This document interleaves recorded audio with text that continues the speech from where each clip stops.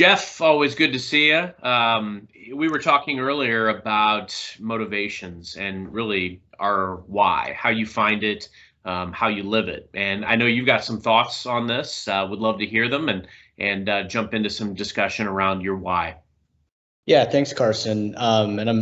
You and I have been talking for a long time now, and I realize I've never asked you this question. So I'm really looking forward to hearing about what you have to say. When I've been leading teams, the first thing I always try to do is ask this question. And the question is, what is your why? What is it that you really want for yourself in your life? Like, what is it that this job is going to get you, right? A lot of people don't give a good answer. I think they give what is an answer, a people pleasing answer, and has something to do with the company they work for. It's like, I get out of bed every day because I'm passionate about this company, and I've been passionate about every place I've worked at, and I've really enjoyed those places. But at the end of the day, it's always a means to an end, right? Like, we all want something deeper in our lives, and a lot of times you need to really ask yourself why multiple times to get to the real answer, because a lot of people are motivated by money, for example, but the money affords them an opportunity to do something or to buy something or whatever in their lives. So when I ask this question about why, like what motivates you, it does two things. First and foremost, it grounds people in their why, and it creates an awareness about what it is that they want, and it allows them to kind of hold themselves accountable and track their progress. And if they're not getting to where they need to be, they're going to work harder or make adjustments. So I think it's important to ground yourself in the why and create an awareness around it, but also for the entire team. If everybody knows what everyone else's why is, then it motivates everybody, because now if you're having a tough day, it's not just about you. Someone else's why might be that they need to take care of their family. Or maybe something happened to them during the pandemic. Who knows? I mean, everyone's got a different situation, but now it's someone else's neck on the line if you're not pulling your weight. And when you can, it requires people to open up, and they need to be willing to probably share things that are personal to them. But I think it fosters good energy within a team. For me personally, I'd be lying to you if I said I wasn't financially motivated. I work in sales. I think most salespeople are financially motivated. They like the idea of writing their own paycheck, but it's not the money itself intrinsically that is exciting to me. I'd like to make the biggest civil impact that I can possibly make on the world. And there's two things that I would really like to do in my life someday. One is to become a founder of a business and employ a lot of people and do something great for the world within that business. I'd also like to become a screenwriter, which has absolutely nothing to do with tech or sales, but I love writing and I love moving people through writing. And both of those career paths, becoming a tech founder and a screenwriter, are risky and don't necessarily pay very well, certainly at the beginning and potentially for many years. And so having some sort of financial nest egg to lean on would allow me to actually pursue those passions. And so that's my why. That's what motivates me every day, is that I want to create the biggest civil impact that I possibly can. I've identified two ways that I can do that. They both require me to become really financially independent, and that's why I work hard every day. So that's my why. And I think, I think about that all the time, and I'm asking myself, how am I tracking towards this goal? With all of that being said, like I said, you and I have been chatting for a while. You worked really hard. You've written books. You're a thought leader on social media and elsewhere.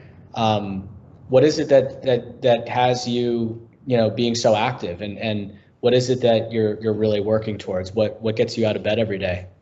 As usual, Jeff, there's some similarities, and I like, first off, how you started with, when you're leading a team, it's so key to understand the why. I've led a lot of teams in my day, and I think that's the most important element, is figuring out right out of the gate what's their motivation, what ultimately are they driving for, because you want to keep harking back to that. Do they want to grow in career? Are they striving to take care of family? Because ultimately you're going to want to revisit that pretty much every time you talk, especially if it's about family, getting them talking about family. And if you have additional ways that you can show them how to be more successful in their role so that they can do more for their family, these are the types of things that are going to motivate them and bring out the best in them.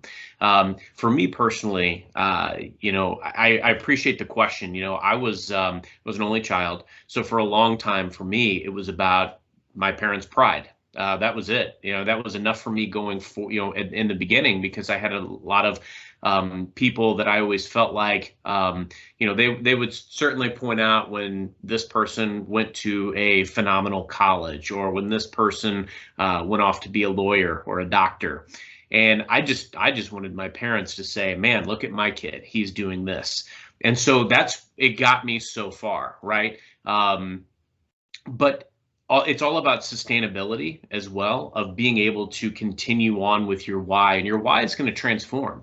There's going to be multiple levels and layers to it. And I think that's normal and natural. And so I look at my why and how it's changed over the years. I looked at my name on a sales report as an example, and I always wanted to make sure that the number that was there was indicative of my best.